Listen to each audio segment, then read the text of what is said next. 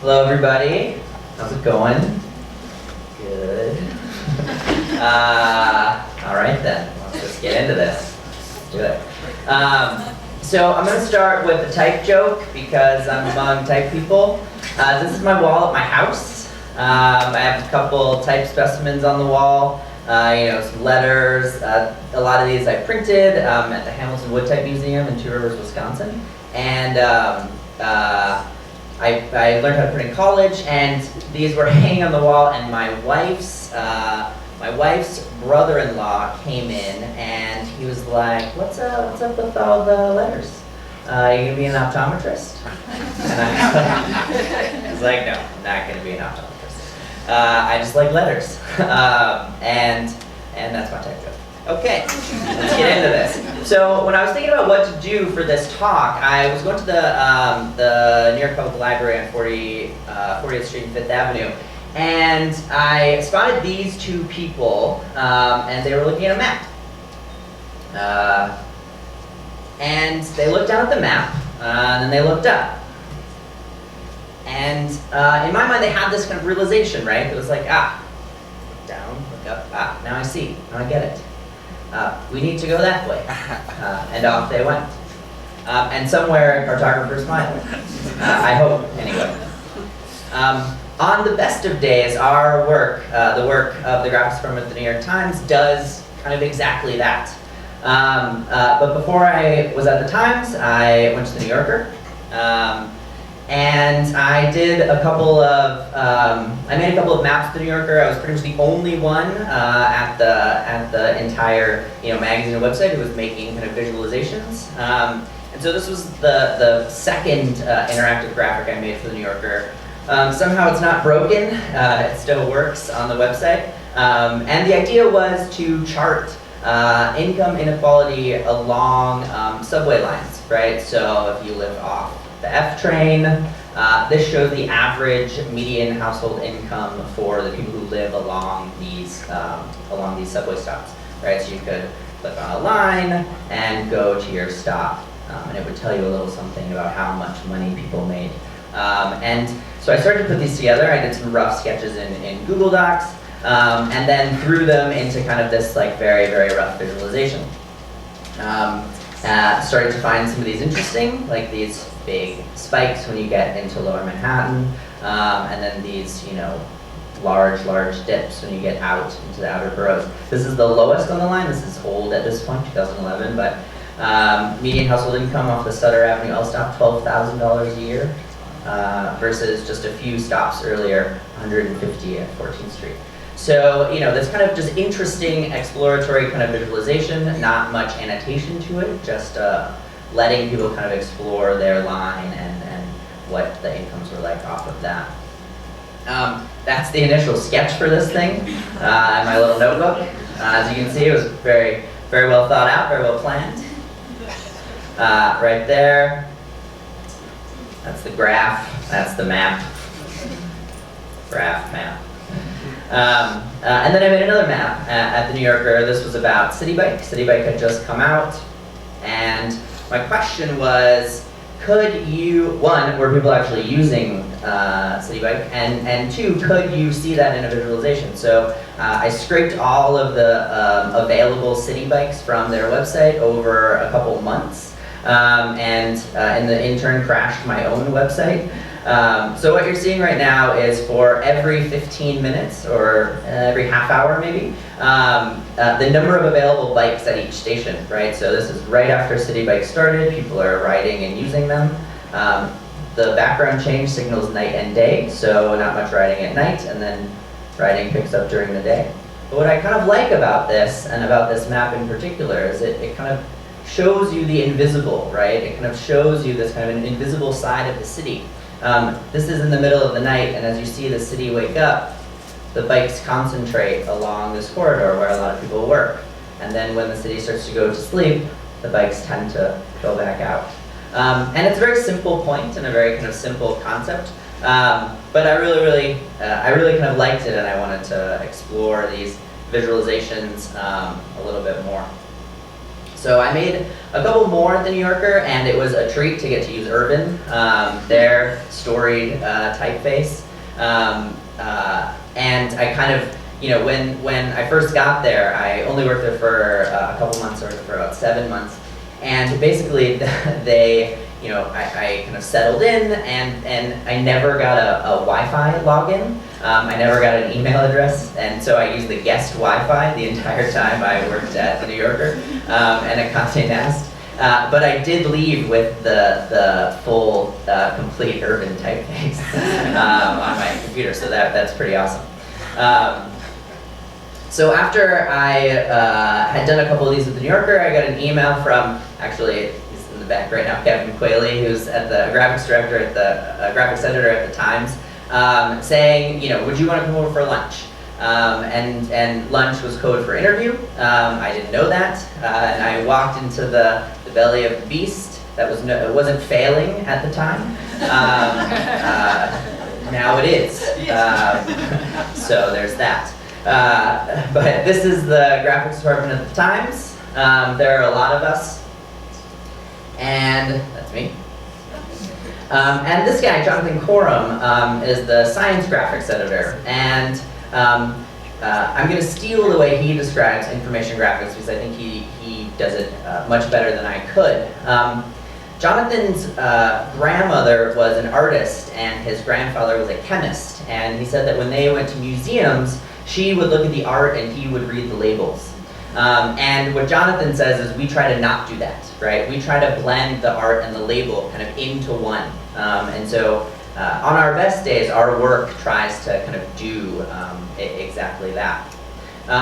Maps are an extension of that. They're kind of a blend, right, of utility and beauty. And so I pore over old maps and old atlases and the David Rumsey map collection online all the time. And just think about kind of the people behind these. I think it's easy to forget that like a human made this. A lot of the time it feels to me that like we just take for granted the fact that maps are made objects. They just seem to exist or to be. And I feel the same way about letters also. Like when I was a kid, I didn't think that anyone drew an A. That someone actually sat down and drew that letter form that you use and repeat over and over again. And so this is a USGS map made by the government in the 1930s of the border area between Minnesota and Canada. I picked this particular map because Kevin and I went to the Boundary Waters last year, which is in northern Minnesota, and I just think the type and the lakes are so gorgeous on this map. This is one of the lakes, Lake of the Woods, and a lot of this stuff back then in the 30s was done by hand or was done by just cutting out individual letter forms and laying them across this map. This actually water pattern was by this crazy pen that has all of these like pens attached to it that they would rotate around these little islands to get all these concentric rings. Another beauty, right? Election maps are not new. Blue and red is not new. This is Scribner's Atlas of the United States in 1883.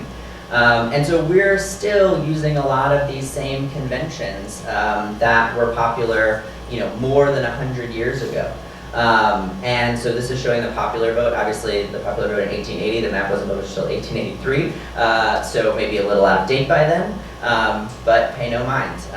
Still, these same conventions are coming up in mapping kind of over and over again. This is a map that ran in Fortune magazine in 1940 by this guy, Richard Edis Harrison. And to think that in 1940 that this was a thing you could open and see in a magazine like Fortune is kind of just amazing to me. To think that so much of this was done by hand. He couldn't change map projections. He couldn't, just download a shapefile and pack all of this data onto this map. These were, deliberate decisions that he made and took for and made over the course of probably many weeks or months, putting something like this together that ran in, a magazine like Fortune. This is one of my favorites. This is a map of South America from 1935, but it's a misprint. It's only the type on the map. The actual geographic features and the layers didn't get printed, and so we're left with this kind of skeleton of just the type on this map. The type on this map was probably hand done, and what's amazing to me about it is just the fact that you get a pretty good sense of the country and the geographic features of South America by just looking at the type on the map. We remove everything else off of it. You still get a pretty amazing sense of the scale and the fact that these are geographic features and these are rivers and these are, you know, man-made features. And whether you kind of know it or not, you've been trained over your entire life to kind of know how to intrinsically understand this, right? That water is all caps and is slightly tracked out, and that a river is typically italic and follows the line of the river. And that a man-made feature is a different typeface than a physical feature on a map. And those kind of distinctions and interesting cues, I find, are kind of just really formally beautiful and kind of elevates a lot of these maps to just art objects in and of themselves. Like even this stuff up here is describing all of these physical and man-made features, but you don't even see any of them, but you get a sense of, you know, that this is actually crowded, right? That this is a, you know, a two-dimensional thing representing real three-dimensional space. So for this talk, I did some research on map lettering and kind of where it comes from, the origins of it, and it's really hard to talk about map lettering or mapping in general just without talking about National Geographic. So there are two lovely people from National Geographic here that helped me out with this talk, and I eventually was kind of deep into the old archives of the Professional Geographer when I ran out of, basically like they only show you the first page and you have to pay a bunch of money to get the rest of them, and I no longer have a university ID. So I went to the library, and on the same trip that I saw those two people in front of the library using a map to try to find out where to go, I went in and dug up on microfilm this old issue of the Professional Geographer, which was a journal produced by the American Association of Geographers. And this is the fourth issue from 1952. And this guy, Charles Riddiford, is the guy who drew the typeface that National Geographic uses for their maps. And it's still in use today. He drew it in the 30s. And they're still using the exact same typeface. And I think that his quote here is quite nice. Fine map making is an art, it is also a science, and one should complement the other on equal terms. The form of the letter plays such an important part. And in this kind of longer tome, it was actually clear that he may have plagiarized a little bit from a guy also in the National Geographic Society who wrote something very similar in 1928, which is probably fine, copying from the same organization. But he goes on to say that, you know, you will all agree that a map can be a thing of beauty and thus come to mean more than its primary utilitarian in and of itself. And I am sure you must all be highbrow or you wouldn't be here tonight. The idea that we're all here at a place that celebrates type, I kind of couldn't resist putting that in there. And this quote about a friend who he gave a book to, he opened the book, took one look at the page, and handed it back and said, "No, can't read it, don't like the type." I'm sure we've all had, you know, similar circumstances, and there are certainly times when I've looked at type or maps and I just, you know, can't even engage this thing too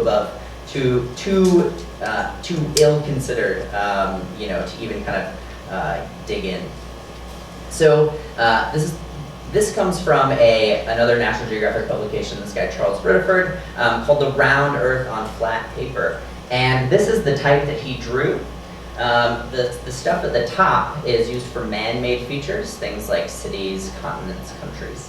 The secondary type used for physical features, things like, you know, mountains and plains, stuff like that. And the bottom, rivers, I think, you know, the use of italic for rivers, obviously so apt and so beautiful. And then the stuff down here used for kind of like older historic things and historic features on maps. So this typeface is still in use today.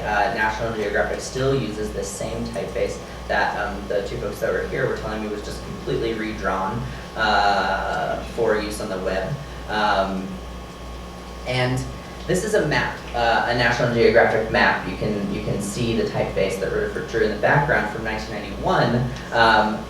When the Soviet Union broke up, they had to change all of the names. And so it was someone's job to go through, check all of those, and this was an edit sheet. Just the amount of type and the amount of labeling.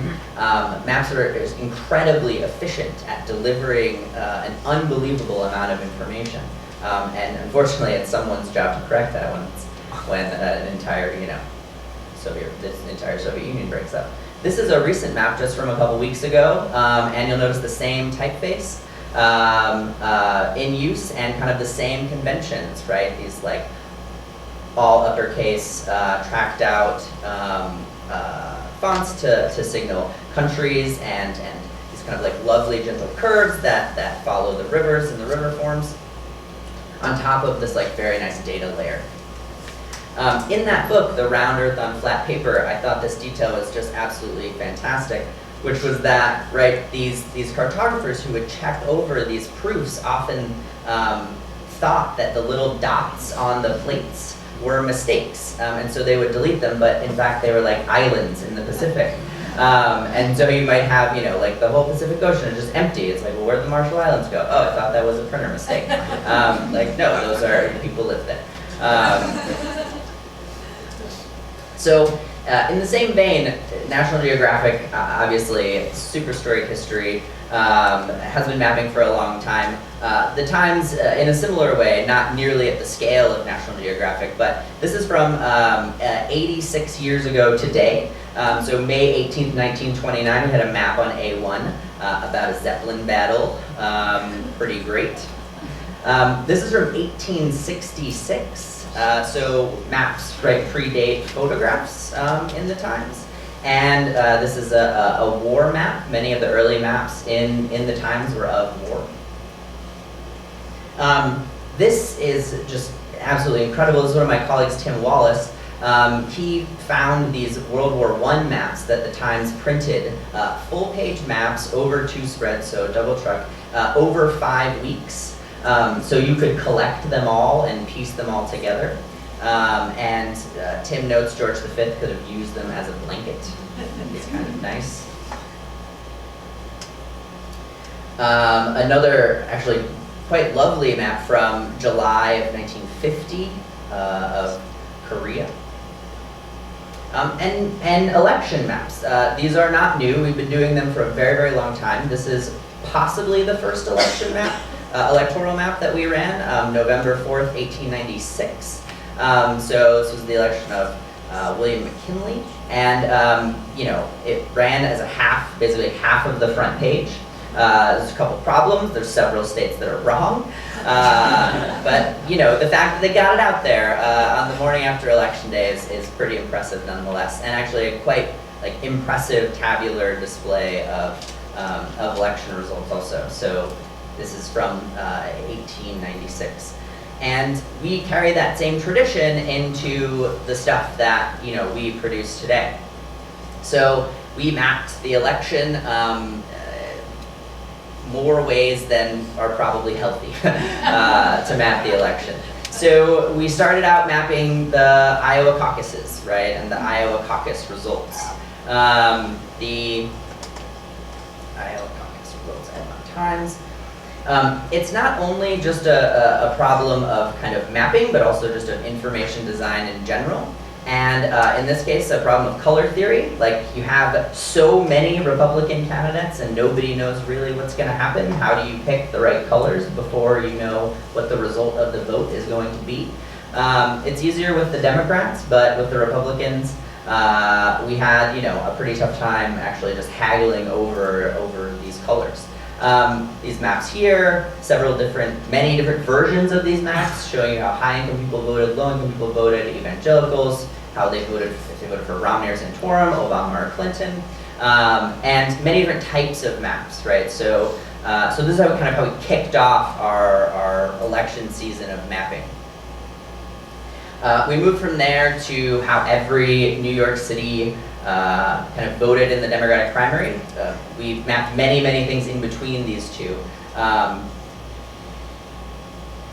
Pull this up. This was just kind of an amazing feat. We have precinct level results for the New York City primary, and so you can see basically how your block voted. And so I could zoom way in on my block in Carroll Gardens and see that of all of the votes cast, this many were cast for Hillary, this many cast for Bernie. You could battle with warring blocks, Bernie block, Hillary block, and then on the Republican side, Kasich did quite well in New York. And you could see which blocks voted for Trump, which blocks voted for Kasich, and otherwise. So these are all kind of unique, custom-built maps for the occasion, as all of our graphics are. We don't use any templates. We basically build everything from scratch by hand. And these little filters on the side allow you to kind of like explore the data, right? We're trying to hit the person who just wants a quick overview, and also the person who wants to go deep and say, well, how did Asians vote? Or how did people who make over $100,000 vote? Or how did people who make under $50,000 vote? We're trying to give you those kind of like quick things. Or can you find your address? Did anyone on your street vote for Trump? No, they didn't. But over in Red Hook, there was one guy who voted for Trump in these 6 blocks. So this actually led to some very interesting things on Twitter, right? People like going to Trump Tower, seeing how many people voted for Trump in his own building. A lot of things like that. But these maps add a kind of layer of understanding to this information that is, one, just incredibly efficient. If we were to try to just print all of these things in text, we would be printing like phone books worth of information. And also online, as much as I kind of sometimes gripe about the problems with creating graphics for the web versus creating graphics for print, which the graphics department does both of those things. It allows you a certain level of interactivity and a level of personalization. You can like those people in the beginning, put your finger on this map, in this case the pointer, right? And say, this is how my block voted, this is how I voted. You can find yourself in this story much easier than you might be able to find yourself, say, in one of our standard, right? Where do I fall in this piece? How does this piece affect me?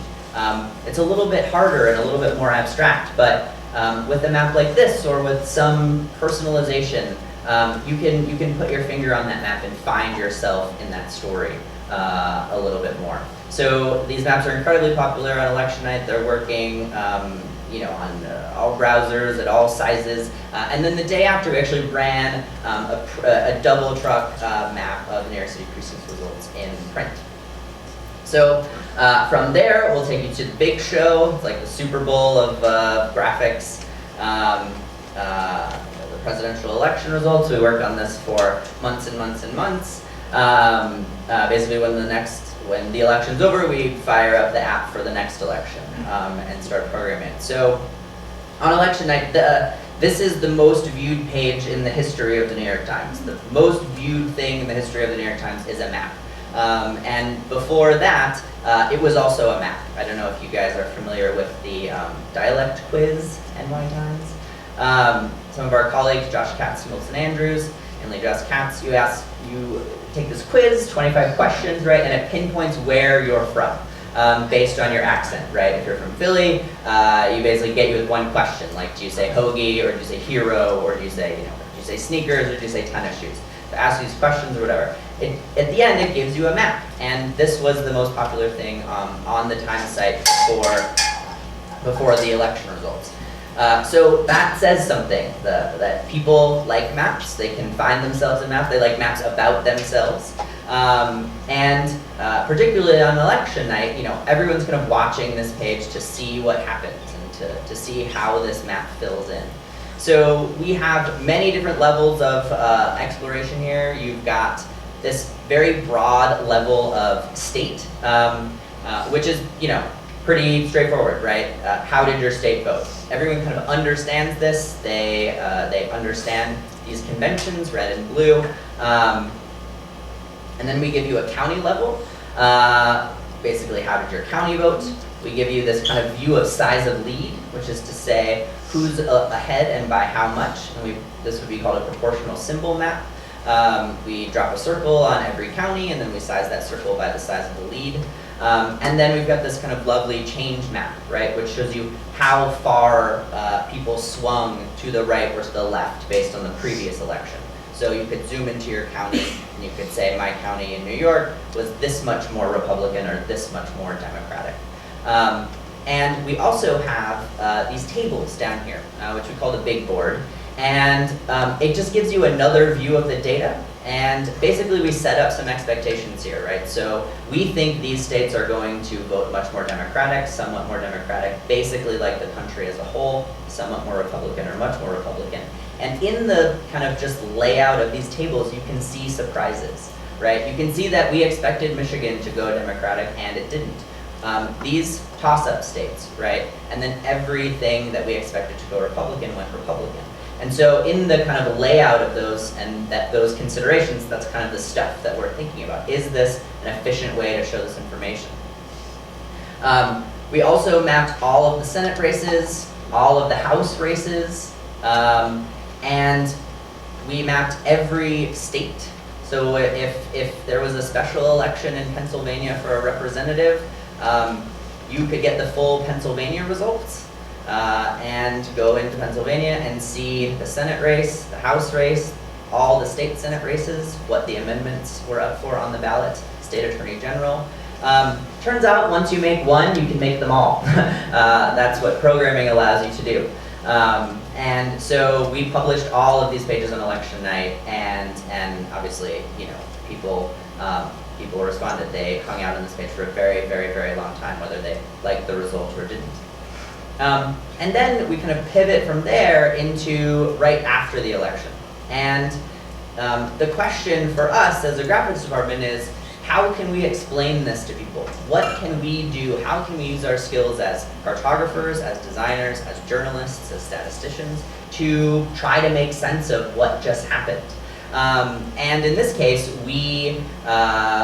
once we knew kind of the way the election was going to go, we started to kind of sketch some ideas. And ultimately, we decided on this change map we made. One of our colleagues, Amanda Cox, in the graphics department, always says, it's just this thing, make 100 charts and choose one. So we're constantly churning out different versions of charts, trying them on people, sending them to each other over chat, and what do you think about this? Does this work? Is this better? Is this worse? And all of these things have trade-offs. And so we made a bunch of charts that night after we kind of knew how the result was going to be and as the data's starting to flow in.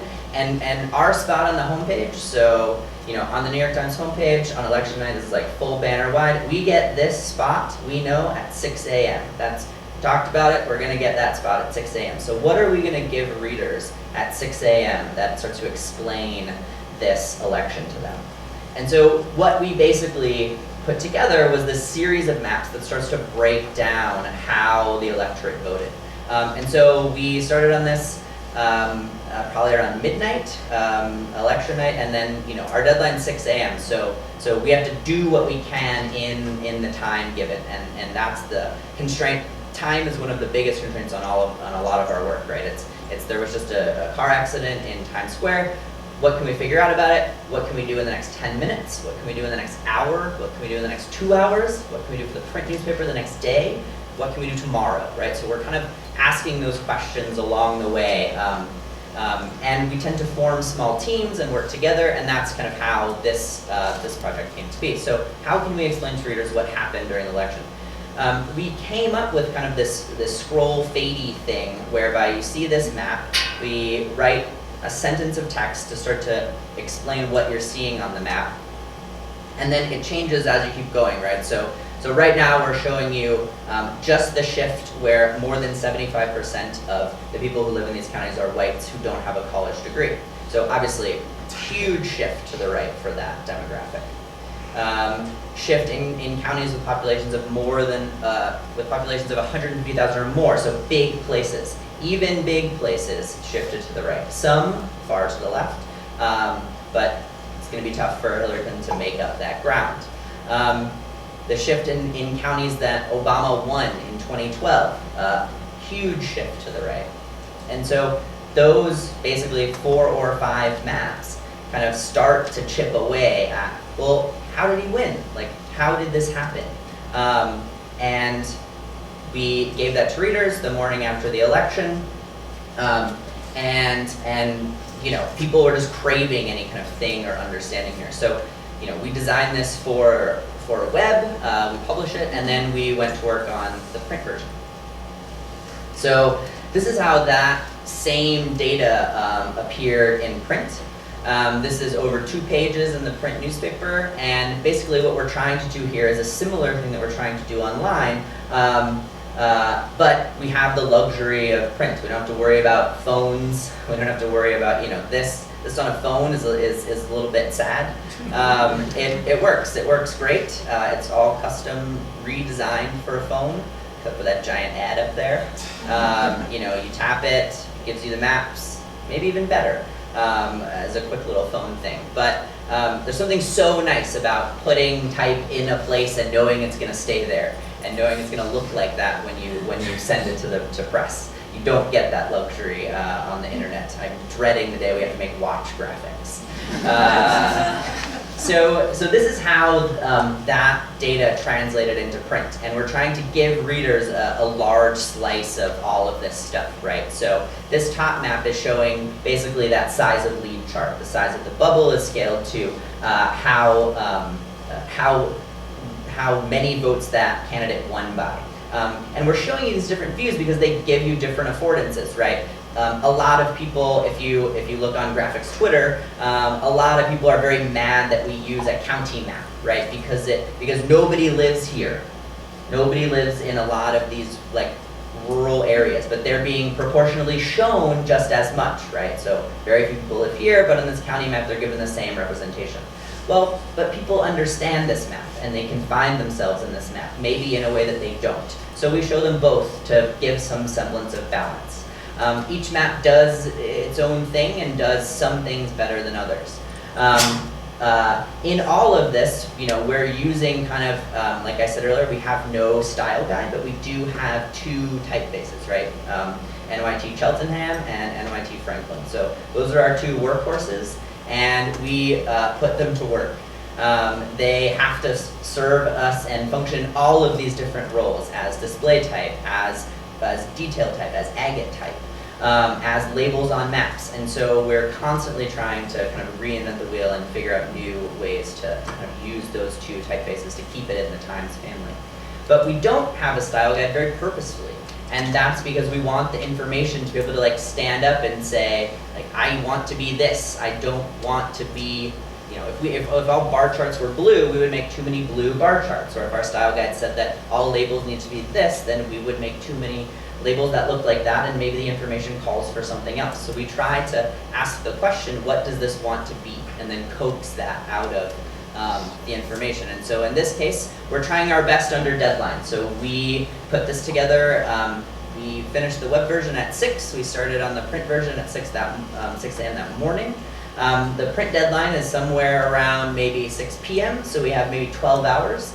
And so we're cranking. We have to analyze all this data. We have to somehow like hope that Illustrator doesn't crash, which happens with relative frequency, and get this thing to the copy desk so that they can read it and make sure we haven't made any errors, and run this by reporters, and do a lot of different things. But this is basically a whole graphics department package. We're doing the research, doing the analysis, writing all of the words, creating all of the graphics, designing the whole page, and sending it to the printer. The same thing is true of all of the web versions. Graphics editors Also write words, do all of our own reporting, make our own phone calls, interview sources, just like a regular reporter, but we're just asking different questions. This is just a detail of the popular vote and the electoral vote.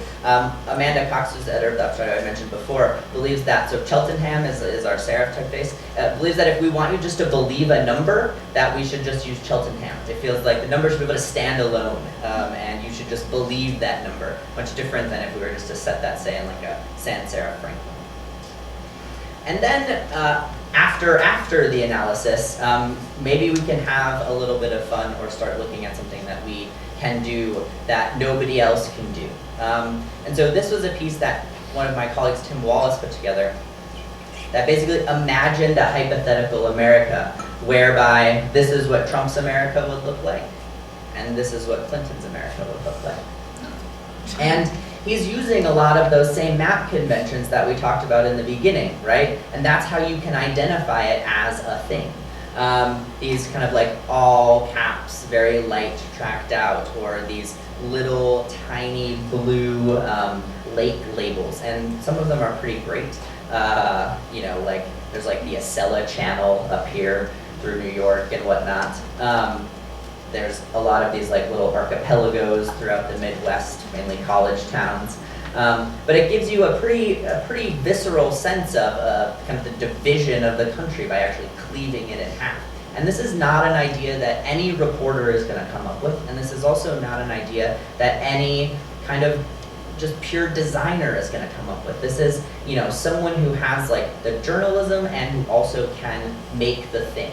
And so we have a group of people in the graphics department who can do that and try to do that on a daily basis. So our visual decisions and our aesthetic decisions become, in effect, kind of journalistic ones.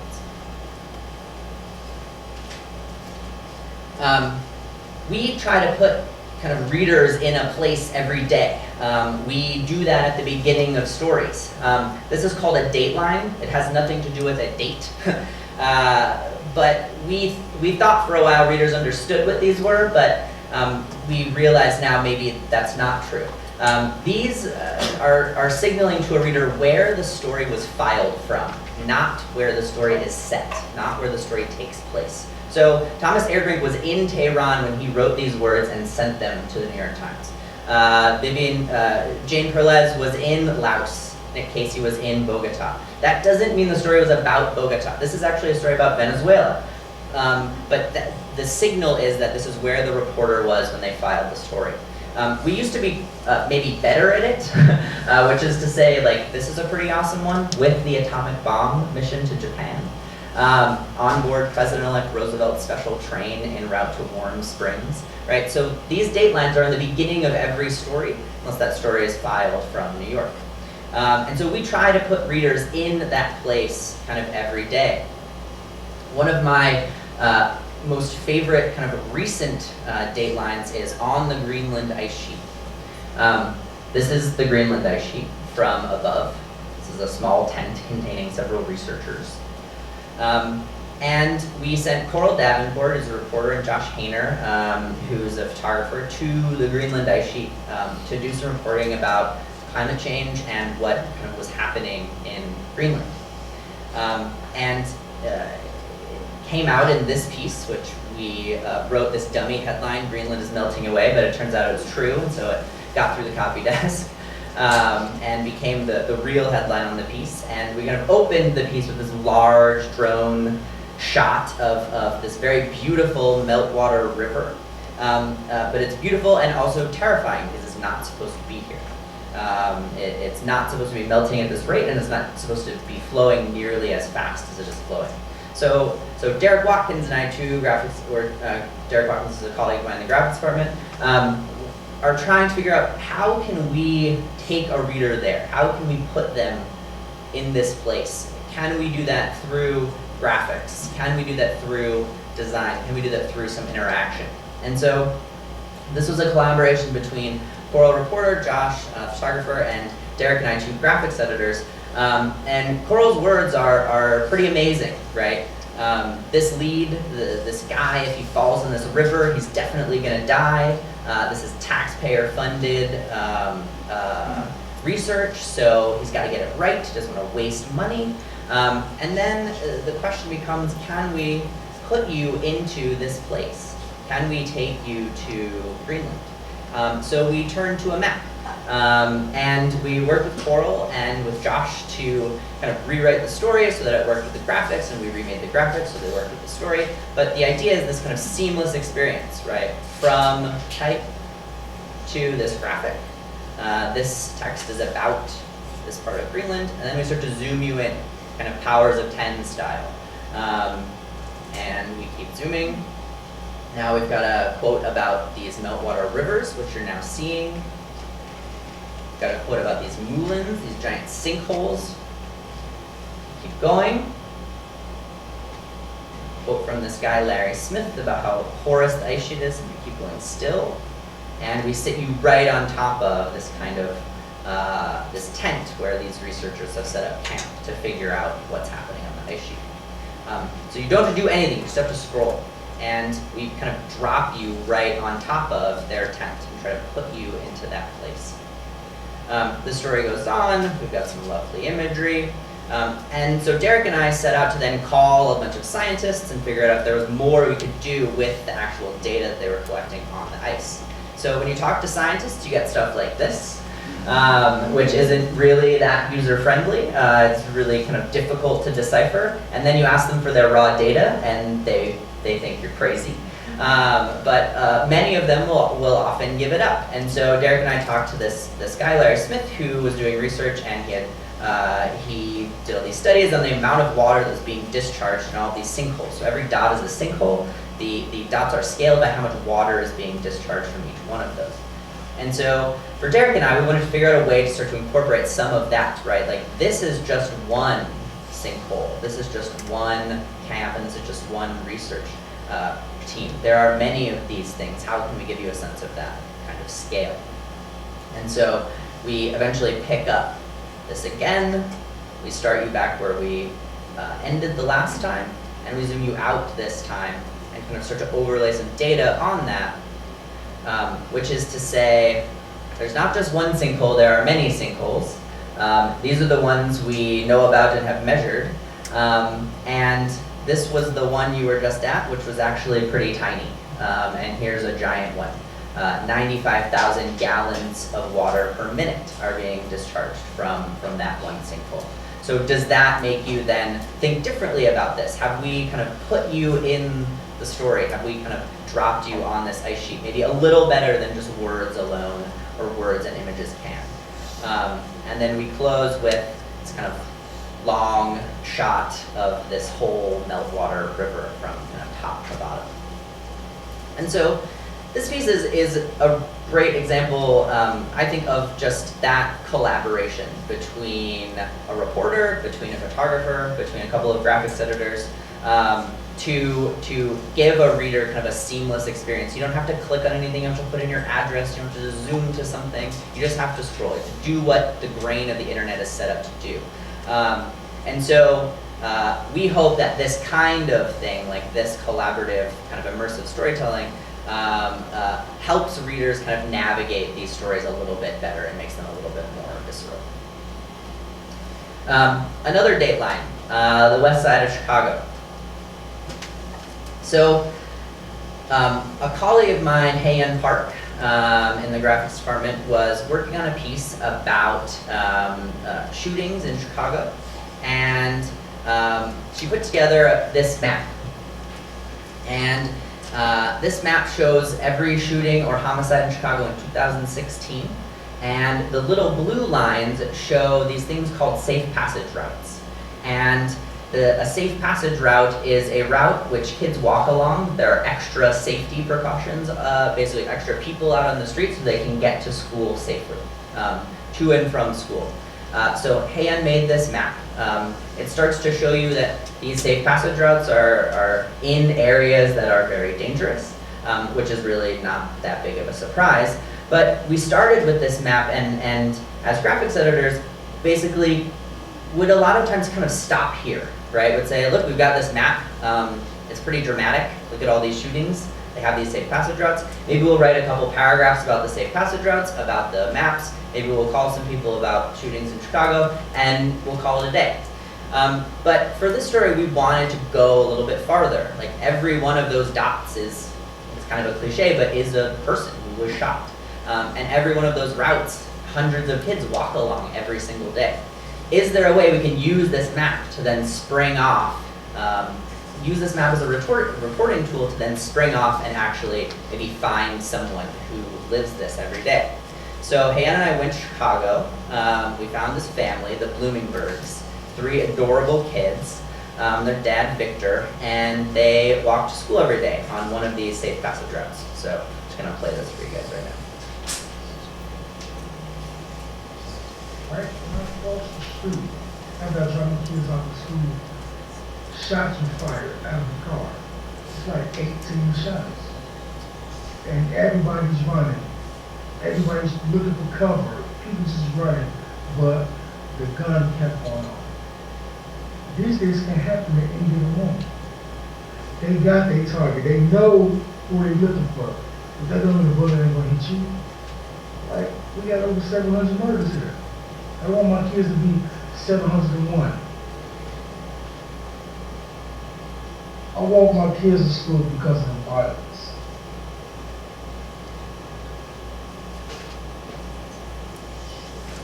My fiance's nephew, he was gunned down right by my kid's school.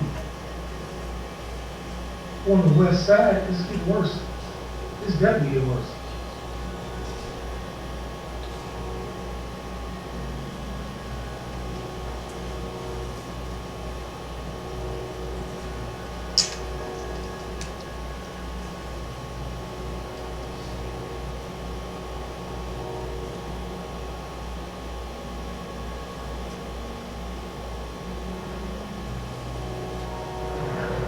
This is a good thing that they are, but all safe passes can do is keep their ass off it. You can't count on anybody saving your kid's life but yourself. Sometimes like I'm outside and playing, I hear something like Who? and then sometimes like he tells us get down on the ground, make sure we're not by the guns, and make sure we got. We have a routine. If shots are fired, they know to look at me. They know to listen to my voice. We try to find a close piece of cover. If you don't give your kids an out plan, they will run. Running people are targets. We don't walk past groups. If we see a group stepping out, we cross the street. I worry more about my son because he's a young man. He only has a few more years before he goes to high school. So I have to groom him now. When we walk, he tried to walk 20 feet ahead of me. He's embarrassed, right? He wanted to walk himself, but I can't let him. Next year, he can do it by himself all he wants. You know, but I'm gonna still be like 50 feet here.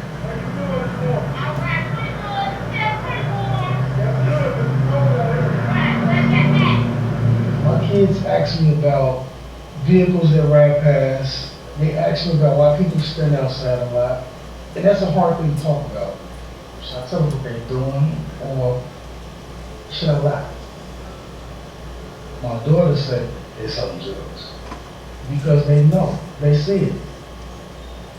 The more your kids see them, the more they think it's a part of our culture. The more they think it's a part of the way of living for African Americans, but it's not. You know, every day you hope for a good day. Some days, just be bad days. There's nothing you can do to keep yourself away from danger.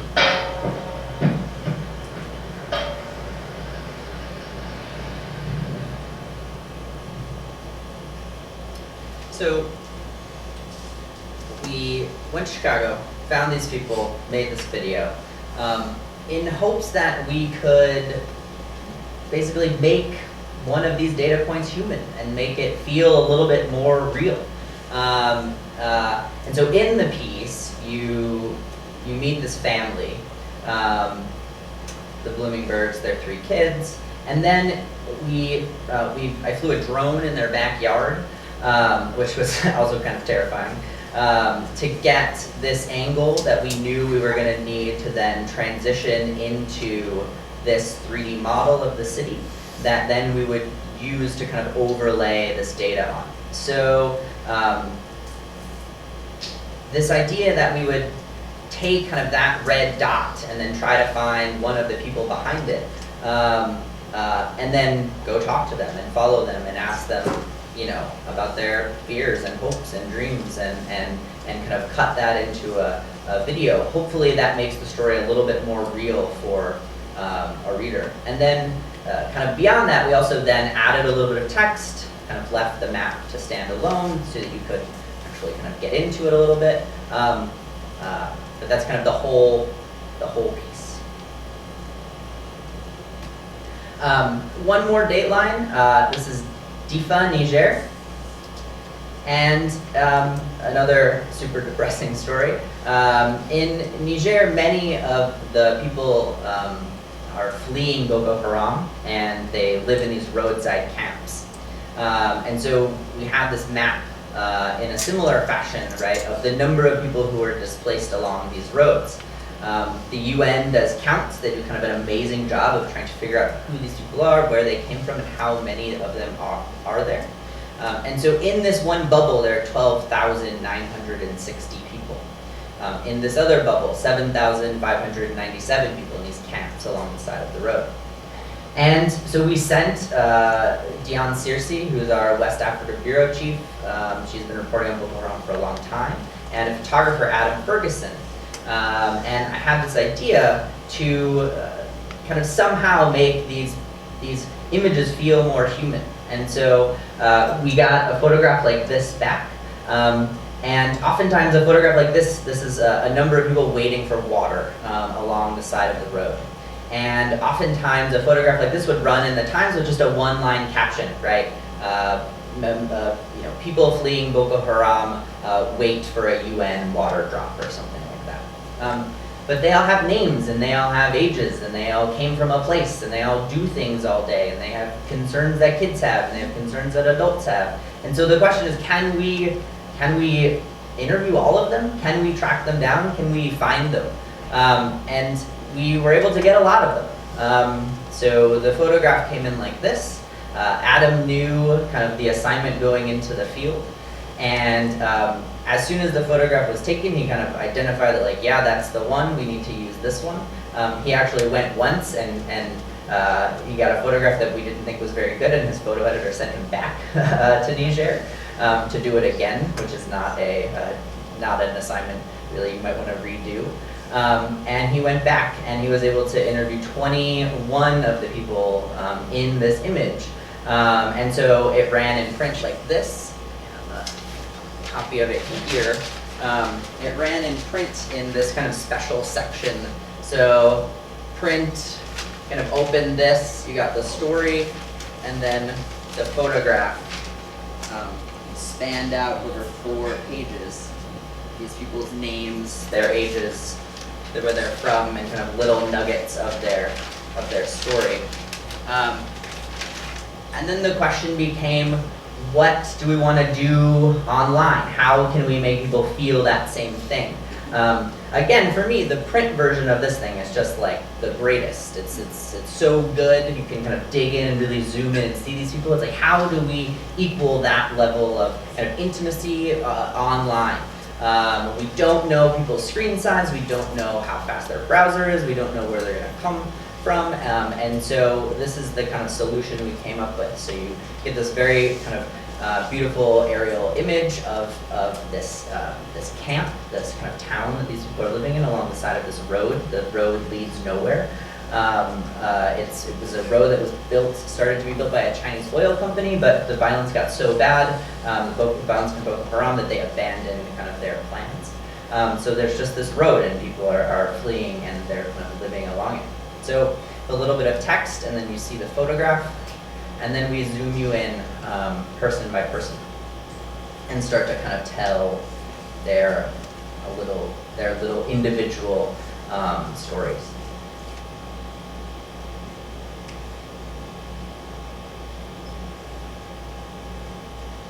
So we walk you through each one of these stories of these people. And we hope by, doing a little extra legwork, by making the effort to get all of their names and all of their ages and talk to them for a little bit more time than one might normally talk to them, that you start to see them as people and not just as a photograph in the New York Times that has nothing to do with you. Or we use this photograph a little bit more than we would use maybe, the other 10,000 photographs we published that just had a 1 or 2 line caption with them. And then we kind of zoom you back out and move on with a longer piece about the actual story. And then you see the map we kind of started with, and then the story resolves as kind of a normal bit.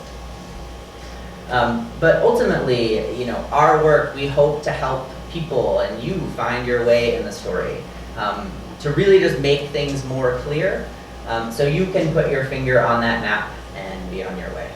So thank you.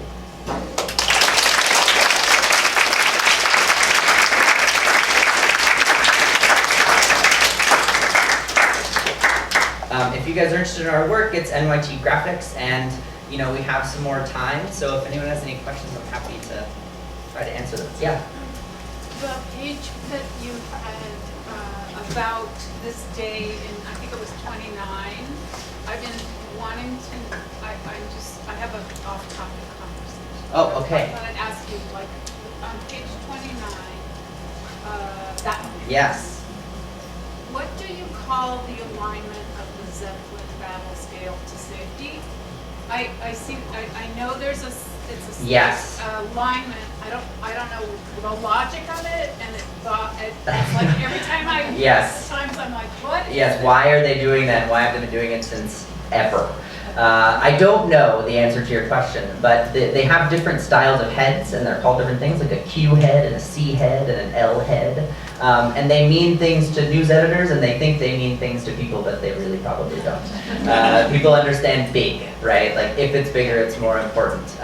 But I can try to find out and get back to you. Yeah, send me an email, and I will definitely find out for you. Does anybody else have any questions? Yeah? In terms of the last 2 projects you showed, how long would you say total you guys worked on those, and what's your process like? Like, are you juggling like daily quick things, or is there a set of your team that's only doing these big interactives? Yeah. And, like, how many developers do you guys have? Yeah. So that's an interesting question, the idea of developers and teams and resources and stuff like that. So the graphics department is, this number of people, wherever we are. We're a pretty solid group. There's a lot of us. And we're all working on little things and small things at the same time. So today, like, half the department gets stopped whatever they're working on, and we have to figure out how to in Times Square and make a map as fast as we can and try to explain that to readers. And so our process is that basically people have smaller kind of individual projects going on, and then these kind of larger things also working in the background. In the case of Chicago, this doesn't have a particular news peg. We're not waiting to run this at any particular time. So we worked on it for probably a couple weeks. The Boko Haram piece was months in the making. We held the story for a really long time, until we could get the right photo, and there are a lot of moving parts with that piece. But typically in the graphics department, we're all developers, and so some people, everyone writes a little bit of code. Even the people who make the 1-column locator maps of faraway places that you see in the newspaper. Even those people write a little bit of code, and so in the department we don't outsource our development to another development team in the newsroom. We think that is actually inherent in why we can do what we do, is that we have those skills, and that's what makes us so good. Is that we can. If it should be a video that then when you stop it scrolls down and there should be a map there, we should be able to make that, because that's just as important a journalistic skill as is calling a source and getting a quote. And so that's kind of how the department works. We're really collaborative. It's very rare to see a single bylined graphic. It's rare that one person can do all the things you need to do to make and publish a thing. And so we're really collaborative. We all eat lunch together every day. It's adorable. And just generally have kind of a slightly different ethos than the rest of the newsroom because of our work.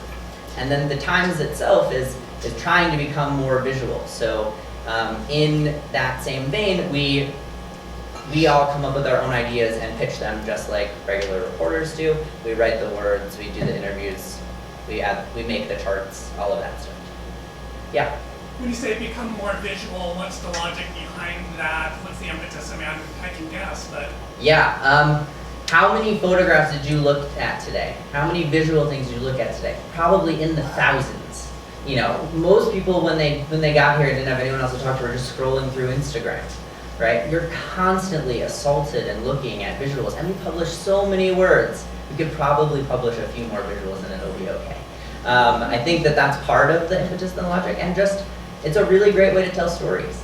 And a lot of the stuff that I showed is you could do it in words, but it would be totally different in a completely different feel. And so we want to take advantage of those skills that we have at the Times, and also for a long time we were constrained by, in print you can run one picture and it can be this big, and the photographer, you send them halfway across the world and you're going to run one of their photos. That seems so cruel. But now we can publish 30 of them, and we're still constrained by that print mentality a little bit, and so we're trying to break out of that, I think. Do you feel like you're driving that idea? Is that, I mean, are editors resistant to that because they still think, well, it should be storytelling in words, or? Sometimes. I mean, sometimes editors are resistant just because they don't know the other way. They're comfortable with the old way. But many editors are very accommodating and want to be more visual and have these great ideas. And so we try to collaborate with as many people across the newsroom as we can. Yeah? I recently saw the North Korea map where... Oh! The person who made it's in the back. Well, it was awesome. I thought it was fantastic. Yeah. And it was just... And I was just curious how you came up with it. Maybe this should be... Maybe Kevin should talk about this. What's the question? Sorry, so, yeah, there we go. Because it seems like there's a lot of, like, prep that goes into something like this, but it's, like, tagged to something that's very timely in the news. Like, how do you turn around, or how do you come up with the idea and turn it around so fast for something that's so timely? Kevin does not want to answer. I see him shaking his head in the back, so I'll talk for him. In this case, the idea comes about, right, like Kevin has a good idea, he writes it in a Google Doc, sends it to his editor, she approves it, and then he tries to make it, and he's a little bit slow at making it, so he has to wait for North Korea to be in the news again, is the answer in this case, right? It's like, we make the thing, and then we kind of move it along, and then we're like a little bit slow, and if we're a little bit fast that day, maybe we can publish it. But in this case, right, it's like, well, it's a little bit slow, so I'm gonna wait for like North Korea to be in the news again, and then I'll like, and then I'll get it ready, and then we'll publish it when it will get the most bang for its buck, when more people will see it when it's on topic. So that's, I don't know if that's exactly the case here, but that's the case in a lot of our pieces, is that we do as best we can to get the thing ready, and because we're creating all of this stuff from scratch, custom to the information, like this is a custom map that Kevin made that we'll never use again. There's no blue dot North Korea map template that's a little bit curved and in a box like that. You know, there's no fadey North Korea red dot template. There's no table that like looks just like this, that the numbers are like this, that are pink. This is completely custom just for this thing, and so that takes time. And so in this case, we probably, like, you know, in a lot of cases, we could get it done fast, and we often do, and publish as fast as we can. But then there are other times where you're like, wow, that looks like it took a lot of time, and like, it's so on topic. Well, we might have been working on it, and we just missed the deadline the last time. Yeah? How does the New York Times determine how much budget it will put behind these projects? It looks like it's probably more costly than traditional journalism. I don't know. I don't know. I'm happy to just work there. I don't know how the budget stuff works. So if you have a project, you propose it, Yeah. you say, we're going to do all this web development, and they say, okay, go for it. Yeah, I mean, they say no a lot. We pitch a lot of projects and they say no a lot of the time. But you know, like to say web development, like we consider this like integral to the journalism of this piece. And so we made it for this piece and we'll never use it again, and that's fine. And we have the people who, we don't have to like go out to, we don't have to beg for resources from another department or anything like that. We just do it. And one of my favorite examples of this is actually Katie Ledecky, 11 seconds. We did this piece during the Olympics, where Katie Ledecky, the swimmer, she won this race by 11 seconds, and that's really, really long, and we had a bunch of graphics editors working on this, and so we have these graphics of her and her like closest competition, and there we go. So, and then in the middle of the piece, we were just like, it would be amazing if a reader would know just how long 11 seconds is. Like, it's a really long time. So we just put a countdown clock in the middle of the story. We just built it on deadline and put a countdown clock there. We've never used the code again, we never will, but it was perfect for that moment and that thing. And that's just having the right people and giving them the freedom to do what you hired them to do and what hopefully they do best, and empowering them as journalists and as designers or cartographers or statisticians or whatever, or generalists, whatever their kind of specialty is. Yeah? So kind of a related question, but what is the, I guess, like desk process as far as like what projects you decide to take on? I mean, surely things like the election, right? They're like big deal, yeah. Probably, you know. But like things like the Iceland project, like how do you decide this is the one that we're going to do? Is it like the editorial team going like, hey, this is great, or is it you guys going like, we see you got a bunch of data on this thing, yeah, great. It's all of those things. It's sometimes, you know, reporters coming to us and saying we have this amazing thing. It's editors coming to us and saying we have this amazing thing. It's graphics editors saying I have this amazing idea. It's people at night trolling the internet, finding weird data and making something out of it. It's all of those things. And every morning we have a graphics meeting at 10:30. We all stand up. We all say what we're working on. You know, at the meeting, anyone's free to pitch. The department is oddly flat. There's a graphics director, a deputy, and that's basically it. So the rest of us are all on the same level, and we all kind of feed off of each other. And if you have an idea about mapping, you can just walk over to a really great mapper and ask them if it's a good idea, and ask them if they want to work on it, and then get the blessing of the boss, and or the no, and then maybe you still work on it. So there's a lot of kind of that type of back and forth. But yeah. Yeah.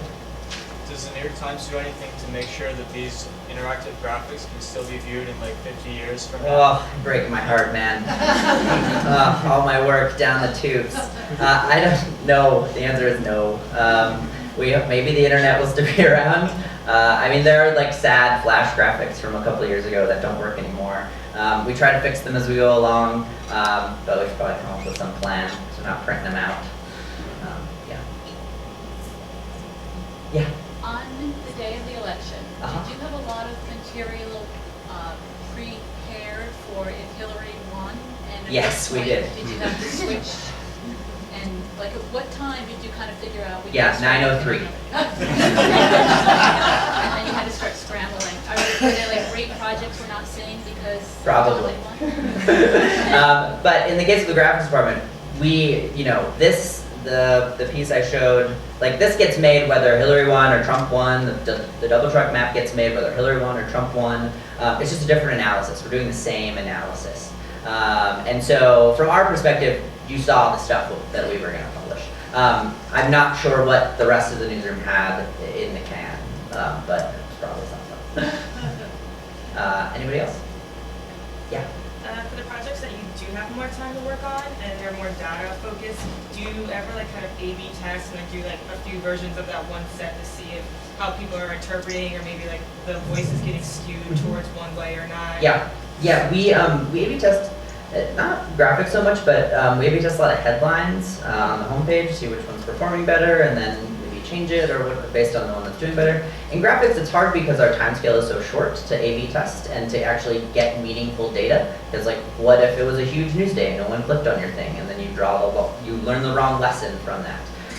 And so, we learn broader lessons from larger things. Like people really don't click buttons. when we put them in graphics. They just don't like clicking buttons. And so if we can avoid using a button, maybe we should. Or maybe the button should be the only thing on the page. Or maybe after 6 seconds, we should click the button for you. So there are things like that that we've kind of just built up over time, and it's like maybe we should avoid using that form, or no one engages with this. We do track everything really well, like if we have like a stepper or a slider, like how many people made it to the last slide, stuff like that. But it's kind of a project by project basis, and it's hard to draw an overall lesson because our stuff looks so different from piece to piece to piece. But there are some things we can learn, like button stuff or, you know, page load or stuff like that. Yeah. Incredible talk, thank you. Thank you. In what is becoming a hotly contested space across the globe, when do you find time to keep an eye on what your peers are doing? Oh, I mean, we're talking on Twitter about National Geographic stuff all day, Washington Post stuff. Yeah, the department is constantly like sharing links and saying like, did you see this? That's pretty cool. We should steal this. We should use this. We should hire that person. And so it's like all day, every day. We all use Slack, so we're all kind of talking about a lot of that stuff. And then, you know, got all the big conferences, S&D, Malfiege, stuff like that. So yeah, that's what I'd say. Yeah. On things that are more interactively complex, like the election map, where you could see which county, are you developing that, or are there developers on your team that are doing that? What's the code? It would be atrocious if I were doing it. Yeah, that's what I mean. No, there are graphics editors who have amazing skills who built the whole thing from the ground up. So we partner with the interactive news department, which is similar to graphics, and they make sure the page doesn't break. They make sure when everyone's like doing like this, you know, all night, that the thing loads. They make sure that when the AP makes a mistake in their race call and actually like gives Vermont to Trump, that we have a fallback for that. All of those things and more. But there, yeah, it's all we're all like same team working on the same stuff, doing that kind of thing. Yeah. Yeah. Are there particular libraries or frameworks you all use for non-engineers to spin stuff like that? I mean, D3 is the most common, D3.js, and you know, some vanilla JavaScript and a little bit of jQuery, a little bit of underscore, stuff like that. But D3 is kind of the most widely used. All right, thank you guys so much. Appreciate it.